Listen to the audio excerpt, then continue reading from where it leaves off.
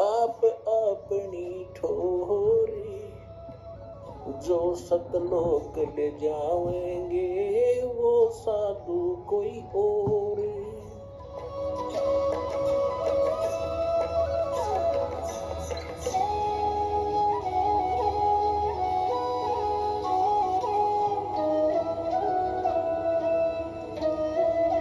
अपना आत्माओं जो प्रसंग चल रहा है वही आते हैं।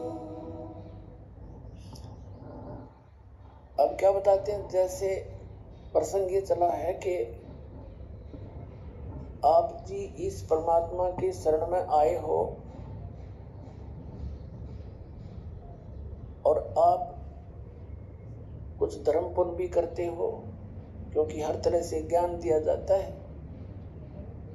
और आप ये सोचते हो कि भी कई बार ऐसा सोच लेते हैं कि मैंने जो है ना नाम लिए भी इतने दिन हो गए, सतनाम भी मिल गया, पाठ भी करा दिया, ज्योति भी चढ़ा दी, और फिर भी कोई ना कोई आंट अड़ास, यानी कोई ठीक होगी एकागी तो हमारे कर्म की कोई इनको बनी रहती है, इतने पाप हमारे इकट्ठे।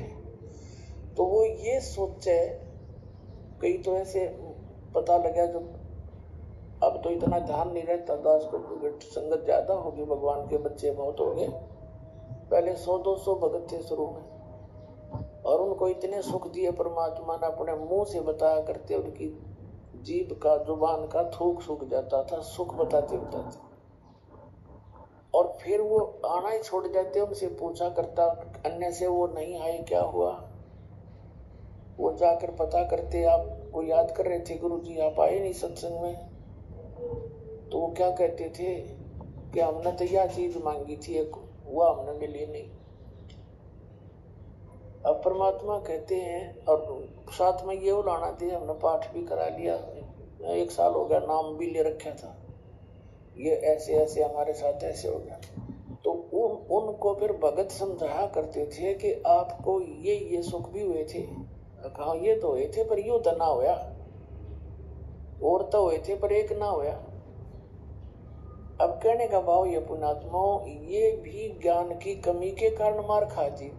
तो दास की चेष्टा ये रहती है कि आपको अध्यात्म ये संपूर्ण ज्ञान करवाऊं, और संपूर्ण ज्ञान होए बिना आप भक्ति नहीं कर सकते।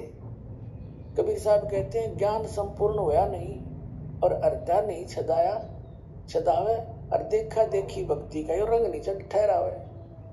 तो जब तक आपके हृदय में जख्म नहीं हो जाएगा कि स्थान के अतिरिक्त किधर ठिकाना नहीं है, और इस भक्ति इस भगवान ऐसा भगवान नहीं, ऐसा ज्ञान नहीं, और यहाँ भी कोई थोड़ी बहुत ठूठा है तो या होने दे फिर इसने। इसका कारण क्या है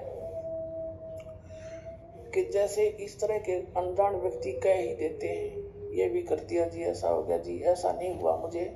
तो सुख एक विचार करने की बात है। सर्दी के अंदर, सर्दियों के अंदर आप दिसंबर जनवरी के महीने में आपने स्वेटर पहन रखी है, जर्सी पहन रखी है, और फिर भी सर्दी लग रही है आपको, तो उसका क्या विकल्प है? क्या समझदार व्यक्ति होगा, क्या वो उस जर्सी ने भी उतार कर धर देगा? अकबर ठंड भी लग रही है, मैंने जर्सी भी पहन रखी है। इस नाम को छोड़ना, इससे दूर होना, इस बहाने कि इतना कुछ कर दिया थोड़ा, वो फिर भी काम नहीं बन पा रहा, यानी कुछ हानि है। तो पुण्यात्माओं, जितना वो जर्सी का काम था, इतना प्रोटेक्शन वह आपका कर रही थी, और इसने उतार देगा तो नमूनिया होगा, होता के समझदारी करोगे। यानी जितना भजन भक्ति सुमरण आपने किया है, उतना प्रोटेक्शन आपको प्राप्त है। लेकिन सर्दी ज्यादा है, काना के हाथों के लग रही है, तो यह लागण दे, या आपका नमूनिया नहीं कर सकती तो जर्सी ना उतारोगे तो, और ये चली जाएगी तो महीने 2 महीने में। तो कहने का भाव ये है, जितनी भक्ति धर्म धन दान आप कर रहे हो, ये उतना ही आपका प्रोटेक्शन होता जा रहा है। और थोड़ी बहुत सर्दी, यानी पाप कर्मों की सर्दी घनी है आपकी, और थोड़ी बहुत की तो कान कून का लगा है तो लागण दे इसने, इससे बचाव बहुत है। जब दर्शिया तार दी तो नमूनिया होगा, मरेगा जल्दी, काम बनेगा। तो उसका प्रोटेक्शन क्या है? मान लीजिए जर्सी से भी सर्दी लग रही है तो कंबल ओढ़ ले, और यानी प्रोटेक्शन है बढ़ा इसका। यानी धर्म करते करते, भजन करते करते भी आपके ऊपर कुछ ऐसी वस्तु फिर भी थोड़ी बहुत लगती है आपको सर्दी कर्मा की, तो उसका प्रोटेक्शन कर, भक्ति है बढ़ा, धर्म बढ़ा। और द्वार धनी के पड़ा रहे धक्के धनी के खावे, 100 काल जग चोली पर द्वार छोड़ने दो। ये है इसका एक सीधा सा फार्मूला, इसने अपना के रखियो। ये आपको जो है कि वो इंस्ट्रक्शन दी जाती है सत्संग में, कहीं मार ना खा जाओ। तो इस प्रकार आप सोच विचार से चलो। कैसे? जैसे गीता अध्याय नंबर 7 के श्लोक नंबर 29 में क्या बताया है कि जरा मरण मोक्षाय यतन्ति ते ब्रह्म माम आश्रित यतन्ति ये ते ब्रह्म विदु ते ब्रह्म तत्व विदु और कृष्णम अध्यात्म कर्म च अखिलम। इसका सीधा सा अर्थ है कि जो प्राणी, जो साधक मेरे इस ज्ञान का आश्रय करके कि तत्वदर्शी संतों की खोज कर अर्जुन चौथे अध्याय के 34वें श्लोक में कहा, और तत्व ज्ञान भी बता दिया चौथे अध्याय के 32वें श्लोक में कि उस सच्चिदानंद घन ब्रह्म के द्वारा अपने मुख से बोली गई जो वाणी है अध्यात्म मार्ग की, वो तत्व ज्ञान है।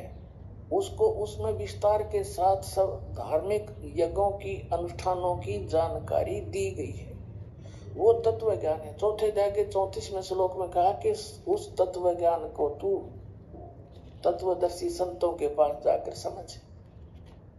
उनको दंडवत प्रणाम करने से, यानी आधीनी, सबसे पहले आधीनी अब होती है भक्ति में। आधीनी नहीं है तो आप भक्त नहीं बन पाओगे। जैसे लड़का, जैसे कोई बच्चा मिलिट्री में भर्ती हो गया तो वहां पर उसको सारे गुर सिखाए जाएंगे युद्ध करने के, आपत्ति में कैसे अपना बचाव करना है, उसके सारे पिट्ठू पैठू लगा के उनकी रिहर्सल कराई जाती है और लंबे पेट पलनियां चलाई जाती है कोणियों के ऊपर काफी दूर तक, ताकि ये संघर्ष करने के योग्य हो जाए। और वो बच्चा आके वहां करे नहीं उन क्रियाओं को, तो उनको कौन रखेगा वहां फौज में? बार बैग फेंक देंगे।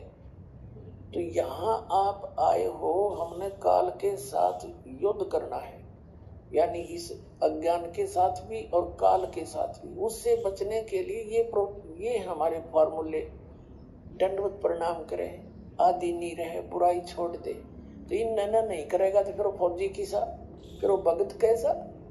तो आप जी को यहाँ रिहर्सल कराई जाती है। जब आप सतलोक जाओगे ना, या काम आओगे आपके। अब आज जैसा भाव आपका इस दास के प्रति है, आपके शरीर छोड़ने के बाद भी वैसा ही रहेगा। स्वभाव तो अंतःकरण सूक्ष्म शरीर में होता है। ये ऊपर का कवर कांचली यही रह जाएगी, जैसे सर्प कांचली छोड़ जाता है, ये तो ऐसी छोड़ जाओगे आप। अंदर है ओरिजिनल वस्तु, वो शरीर भी और है। उस शरीर को, जो इसके अंदर शरीर है, इस भक्ति से उसको चार्ज किया जाता है और फिर वो है आपका असली शरीर। कब तक? जब तक सतलोक नहीं जाओगे तो वो शरीर है आपका, वो काम देगा, उसमें भक्ति संग्रहित है। फिर जहां जहां हम जाते जाएंगे उसी सतर के उस शरीर में, जो जैसे इस पहले द्वार को हम 10वें द्वार को पार करेंगे तो उसके बाद हमारा दूसरा शरीर ऊपर का एक कवर और उतर जाएगा।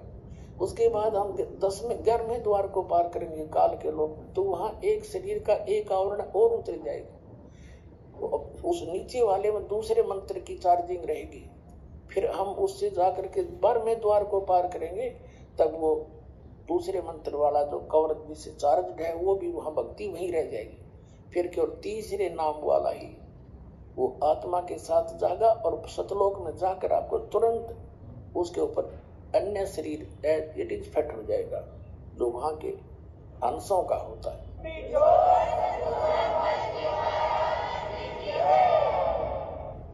तो यहाँ क्या बताया है? परमात्मा पाने के लिए हमने फार्मूले जो गुरु बता रखे भगवान ने, उनको अपना के चलना पड़ेगा। तो क्या बताते हैं कि कहे कबीर तुम चरण चित राखो जो सुई में डोरा रे। तो गुरु जी के प्रति आपकी धारणा ऐसे अभेद अटूट हो जानी चाहिए, आपकी श्रद्धा।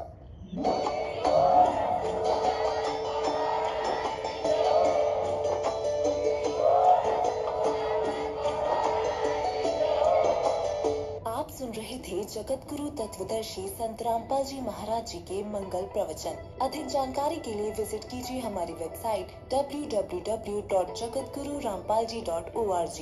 संत रामपाल जी महाराज जी के शुभ आशीर्वाद से पूरे विश्व भर में 500 से भी ज्यादा नाम दीक्षा केंद्र हैं, जिन पर संत रामपाल जी महाराज जी द्वारा ऑनलाइन निःशुल्क नाम दीक्षा दी जा रही है। अपने नजदीकी नाम दीक्षा केंद्र का पता करने के लिए संपर्क करें 8222880541।